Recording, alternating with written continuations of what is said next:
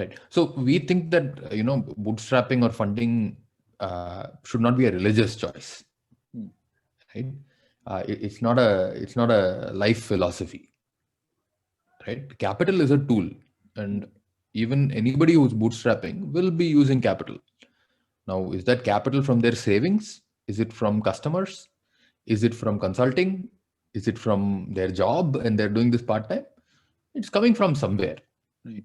So there's no point in becoming religious about bootstrapping versus funding. That's the number one mistake that lots of people make in terms of becoming religious about it, right? So don't become religious.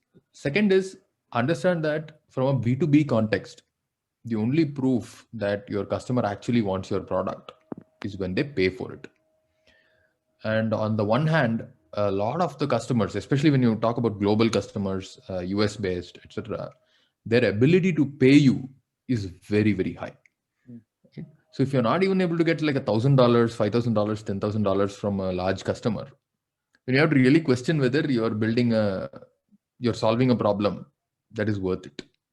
And unlike in India, global customers will be happy to pay you.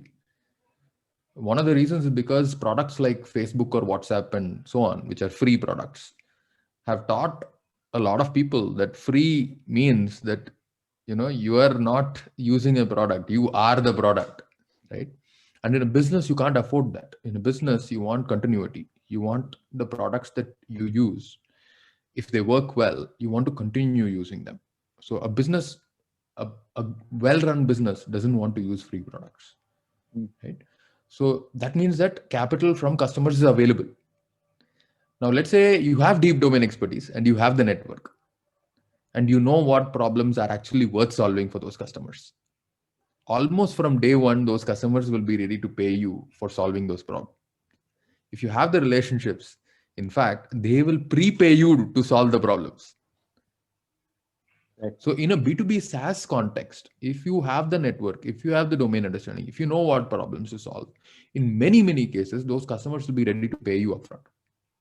And therefore, right, equity, investment, risk, capital becomes less important, because not only does a customer paying you reduce the need for external capital, second, it deeply validates that the problem is real. Right? Nothing else can validate that the problem is real as well as a check from a customer.